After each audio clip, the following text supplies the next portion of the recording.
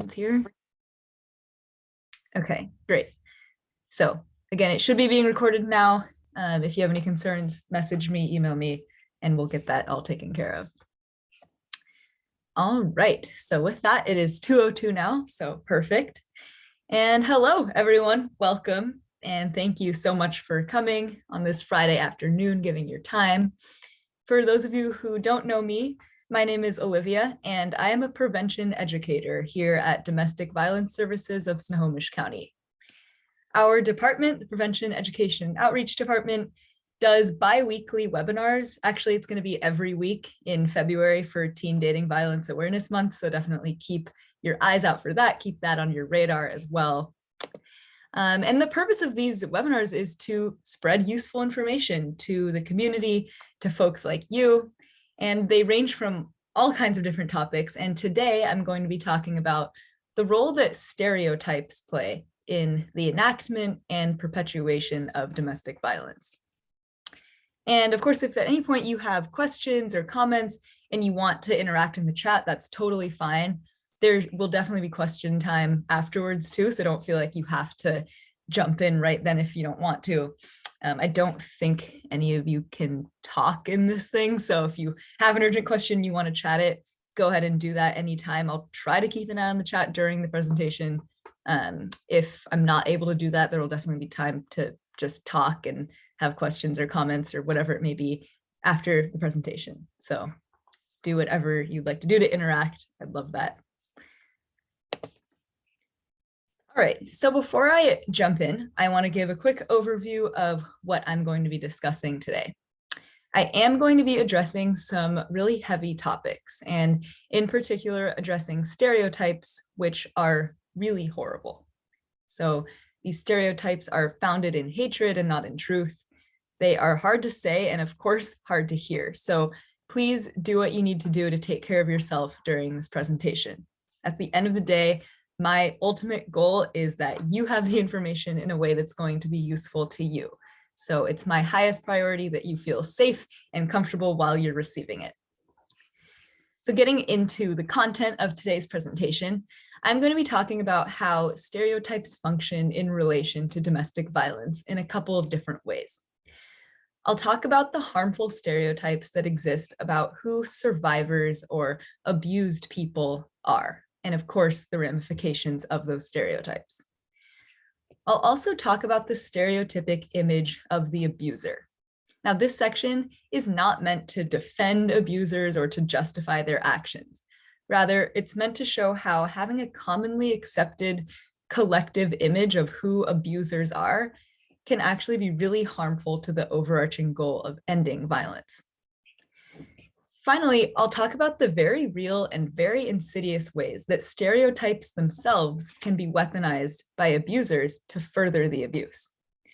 So again, this is some pretty heavy stuff.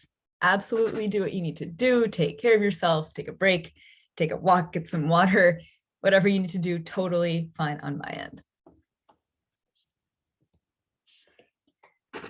And before we truly dive into how domestic violence and stereotypes interact, I do want to give a very quick overview of what stereotypes are and how they function in and of themselves. Now, some of you may be super familiar with this kind of stuff, this content, some of you may not. Either way, please bear with me for this section because I do think that it's really important context for what I'm going to be talking about today. A stereotype is a generalized belief about a group of people. Stereotypes exist about people based on all kinds of factors: their race, their nationality, their gender identity, their sexuality, their socioeconomic class, profession, religion or spirituality, hometown, even things as small as hair color can have stereotypes attached to them. But of course, some of these have much more weight than others. One of the things that makes stereotypes so harmful is that they are widely held beliefs. Maybe we'd like to think this, but these aren't just things that a few bigoted individuals think, a few people with a lot of hatred in their hearts. They are learned and they're taught both implicitly and explicitly, and they're really embedded in our culture unless and until we do the work to actively dismantle them. Stereotypes are grossly oversimplified portrayals, and they take away the complexity that all human beings and groups possess. They're homogenizing. So essentially they assume that everyone who shares one characteristic, like race or nationality or what have you, must necessarily be the same in other really reductive ways. And contrary to what is sometimes believed, there's actually no such thing as a positive stereotype. So even if a belief says that someone must necessarily be super smart or super athletic or super good at this thing or that thing based on their appearance or based on one characteristic about them, even though those are objectively positive qualities, they're still really reductive when their function is to label someone and put them in a box, so to speak. Of course, it's very different, right? To meet someone, to get to know them, and then to give them that compliment that they're super smart or super athletic based on what you've actually gotten to know about them. And finally, when someone does happen to fit a stereotype, that does not legitimize the stereotype as true for everyone in that community or group. And it also doesn't make that person a sellout or a conformist or anything like that. It's just who they are. So now that we've gone over some basics about stereotypes, I'm going to get into the first section of what I'm really going to be talking about today. Stereotypes about survivors. So we're going to be looking at what they are and how they can be harmful. And before I truly dive into this content too, I do want to say that we're going over these not to perpetuate them, but to dismantle them and to show how they're harmful to the larger aim of ending domestic violence. And you'll hear me say that a bunch of times today, because I think it's really important to note that for our purposes here in this webinar, lingering on these specific stereotypes, a lot of them are uncomfortable, a lot of them are not fun to hear or talk about. The aim is not to stoke fascination with them and is not for the fun of reiterating them, but instead serves this larger purpose. So I think that's really important for all of us to keep in mind during this time. So for context, first and foremost, most people tend to picture people who experience domestic violence as being women. That can definitely be the case, a lot of the time. According to statistics from the National Coalition Against Domestic Violence, looking at it with a female-male binary, I also think that's important to keep in mind. 1 out of every 4 women experiences severe intimate partner physical violence, intimate partner sexual violence, and or stalking by an intimate partner in their lifetime. And this is compared to 1 out of every 9 men. There are very specific patriarchal contexts that perpetuate domestic violence. Violence against women inflicted by male identifying people is a situation that should absolutely be examined and not taken lightly. Male privilege can absolutely be a mechanism for control, and that power dynamic should not be ignored. Furthermore, this dynamic can be internalized in lesbian relationships, leading to violence inflicted upon women by other women. However, it is important to note that survivors of domestic violence can be any gender. It's important to recognize this basic assumption, not to draw attention away from violence against women, but to draw attention toward the fact that people of other genders suffer from abuse as well. This is important to keep in mind so that we understand the many ways in which stereotypes are harmful. And I wanted to acknowledge this also before a lot of the other content in the presentation, because a lot of the stereotypes I will be touching on will apply specifically to women. And just want to keep in mind that that in and of itself, is not the reality 100% of the time. With this assumption, there exists another layer of stereotypes about women and about victims in a cruel intersection that they must necessarily be weak, defenseless, submissive. If a survivor who's a woman is not acting weak or submissive in the face of the abuse, then she is often taken less seriously. If a woman is aggressive or fights back, she is often partially blamed for the abuse or viewed as deserving of it. So it's this really tricky double bind. Either be viewed as weak, ironically, to have the chance to be taken seriously, or be viewed as deserving of dehumanizing mistreatment, which of course nobody is. Another prominent stereotype that unfortunately exists about women experiencing abuse is that they're masochists, that they're crazy, essentially that they enjoy the abuse. This stereotype is rooted in several other harmful assumptions. The notion of women as crazy or hysterical is unfortunately not new, and unfortunately does not disappear in situations of abuse, particularly if, as I mentioned, the survivor in question does not fit that image of being meek and submissive. So you can start to see how none of these stereotypes exists in a vacuum. They all bounce off each other and exacerbate each other. Furthermore, the idea that if a woman stays in an abusive relationship, then she must enjoy the abuse is also rooted in a fundamental misunderstanding of why it's often not easy to leave abusive situations. Reasons range from concerns about personal safety and danger to finances, to the presence of children, to emotional manipulation, lack of resources, cultural expectations, and so much more. These misunderstandings distract and detract empathy for those experiencing abuse, ultimately taking away from the goal of ending violence.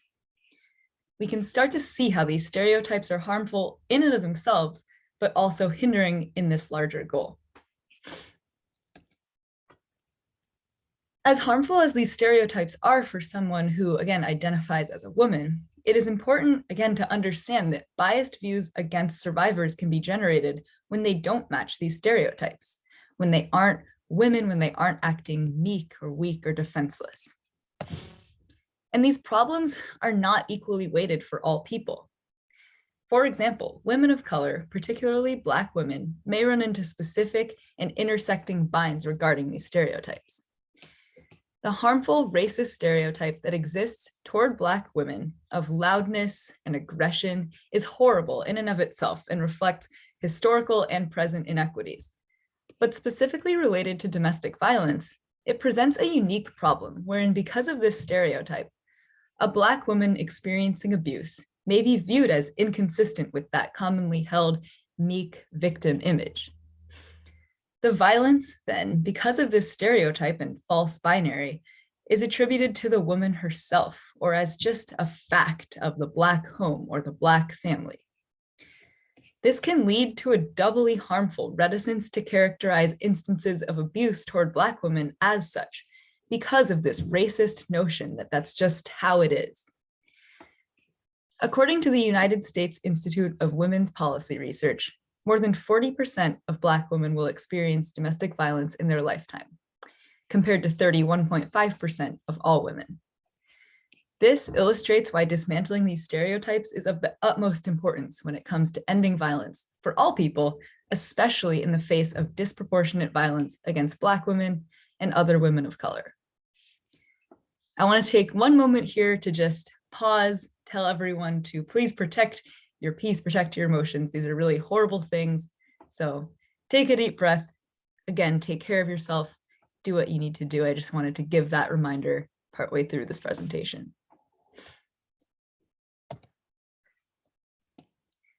Another problematic assumption about domestic violence is that it is an issue that should be restricted to the household, that should be worked out between the couple. This has a really isolating effect and actually separates the very real issue from the law, making it a home issue or a marital issue. And from this, there's also this false notion of both parties being responsible in situations of abuse, of marital problems or marital struggles causing the abuse. While there are certainly toxic relationships that exist both inside and outside the home sphere, wherein both parties can aggravate, escalate, and act in harmful ways, this does not describe abuse. Abuse is characterized by patterned power and control held by one party and inflicted upon the other. So to insist that an abused person is partially responsible for their abuse is to engage in victim blaming. Victim blaming causes additional harm beyond the initial abuse. The next section that I'm going to be talking about and touching on is the image of the abuser. We'll talk about what that can look like and how that is harmful too. One of the most common conceptions of abusers is that they are all macho men who love stereotypically masculine things, and that they're always angry and always looking to pick a fight.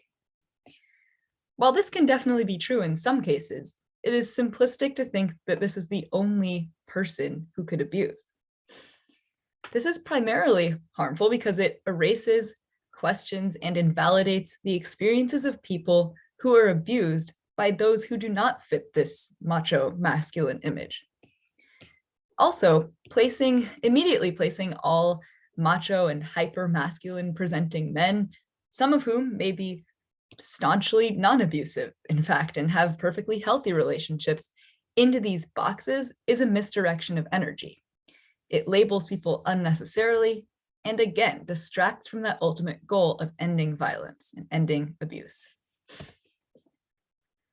Within this stereotype, there exists the other, often more implicit assumption that this constructed abuser man is also an uneducated blue-collar worker, that those are the types of men who abuse.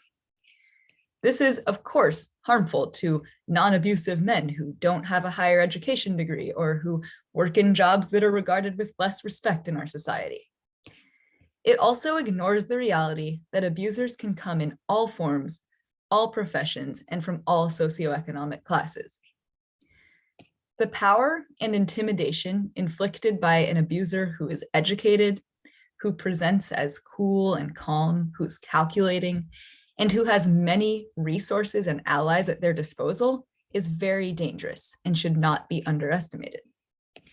If the desired outcome is to prevent violence, then we must be willing to accept that abuse can look many different ways and come from many different people. That's a really scary thing to accept because we don't want to think that it could happen to anyone or come from anyone. It may feel easier to group people into boxes and to push the problem away, but that isn't always an accurate route to take or the route that's going to solve the problem. I also think that it's important to note the intersection of race and criminality here, as we are talking about criminality and the image of the predator or the abuser. We know that men of color are more likely to be perceived as violent, dangerous, or as aggressors because of historically and presently harmful stereotypes, and the way that they are often heavily criminalized, for minor offenses or non-criminal actions. The racism discussed earlier that can lead Black women, for example, to be taken less seriously in the face of disproportionate abuse is alive and well in relation to the image of the abuser. That notion that aggression and violence are somehow innate to certain communities is harmful in a whole myriad of ways, as we can see. The final aspect of the discussion around stereotypes and domestic violence that I'm going to be talking about is how stereotypes can become a tactic, a direct tactic for abuse itself. So hopefully by this point in the presentation, we now know why and how stereotypes are harmful in and of themselves, and how they exist in relation to different actors involved in domestic violence.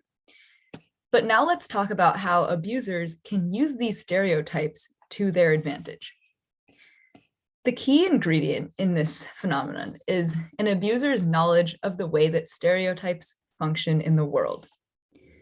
The abuser who does this is keenly aware of the barriers that already exist that will allow their abuse to continue.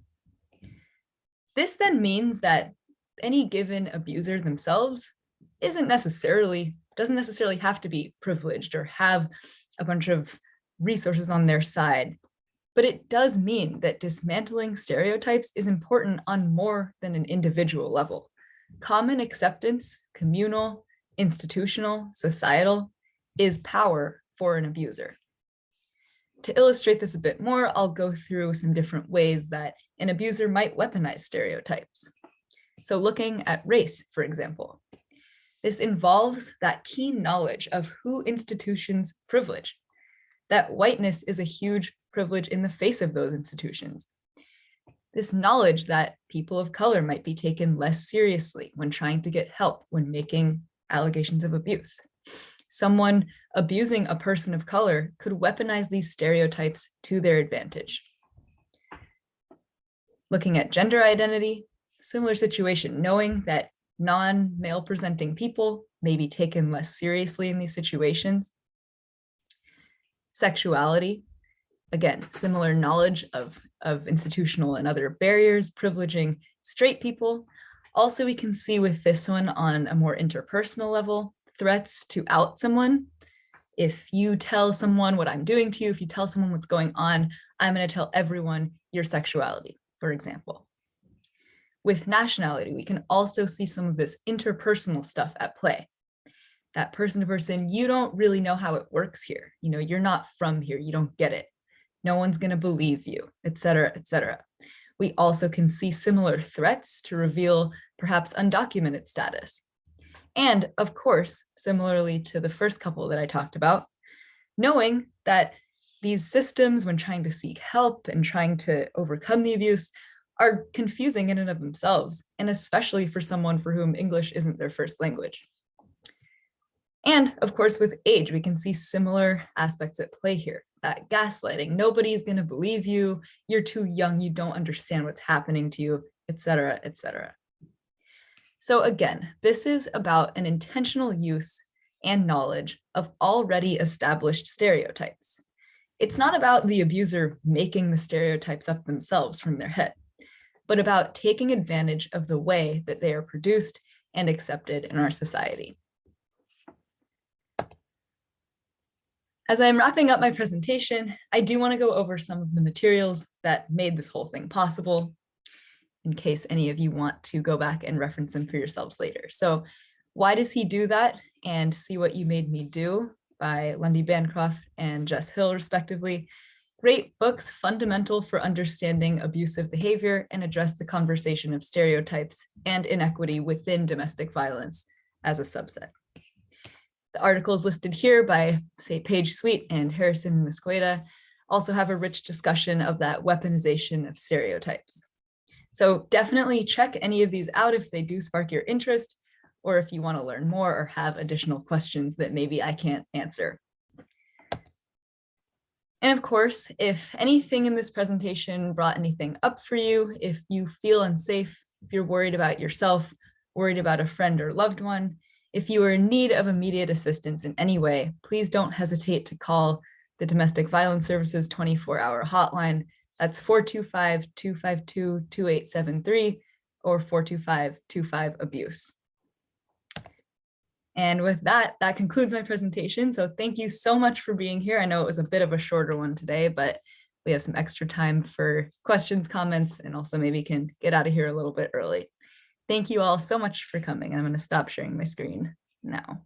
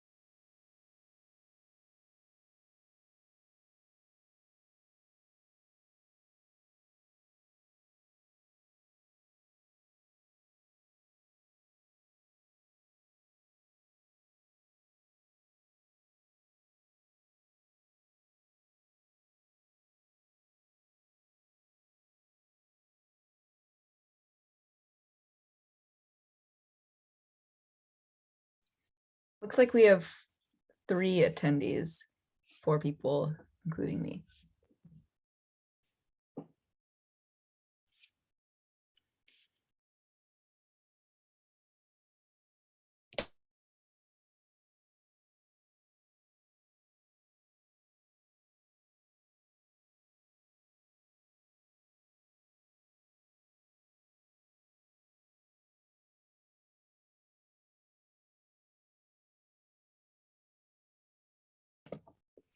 Yeah, thank you for coming. Have a great rest of your Friday and weekend. It's so weird talking to chats, but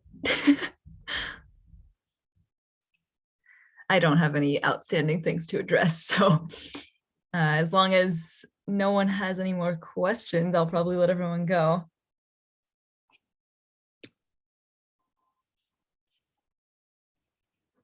All right. Oh, wait, we do have one question. I'm glad I waited. What are my personal thoughts on gender inequality? Wow, that's a big question. I think that there could probably be like a series of 10 webinars probably just on that question, but I mean, I think that I don't even know that I can have like thoughts on it because it's just a thing that exists and that is, it's a terrible thing that exists, but I don't think that seems like something that is just a fact. And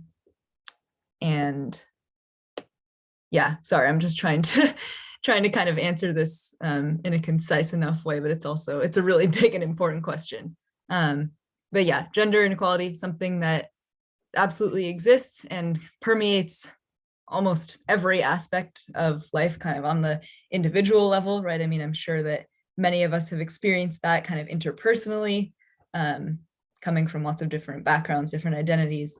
It's also something that absolutely, as I touched on in this presentation, exists on a more institutional level or societal level, not always like person to person, but it might just be kind of ingrained in the things that we do and we try to do, ingrained in things like the jokes we make or the songs that we listen to, movies we watch, et cetera, et cetera. Do you think it happens in the LGBTQ community as well?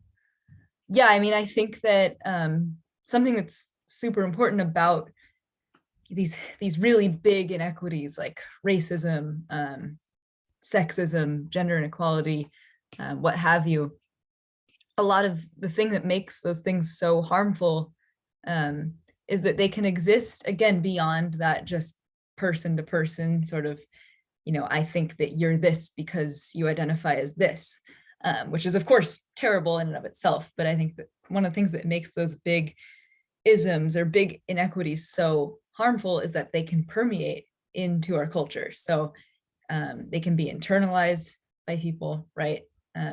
Attitudes, maybe sexist attitudes, racist attitudes, those can be internalized into already maybe oppressed groups or groups that are struggling with that. So, and that's what those kind of dominating and bigoted attitudes, that's what makes them so powerful and so scary, is that it can exist on a lot of different levels. So yeah, that's a really good question. Sorry that was kind of a chaotic answer, but there's a lot to talk about there. There could definitely be a whole webinar series on gender inequality as its own thing, but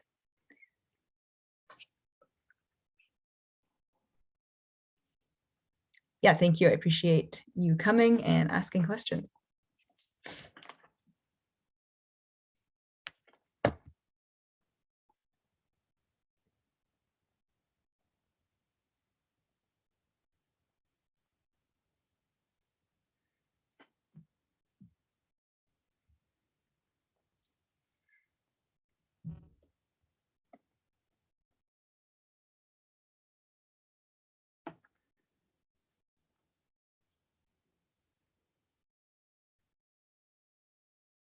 Yeah, you all are free to go. Just sticking around in case anyone else has questions, but I think that, yeah, I think that should be good. Thank you so much, everybody, for coming, and I'll see you next time. Bye.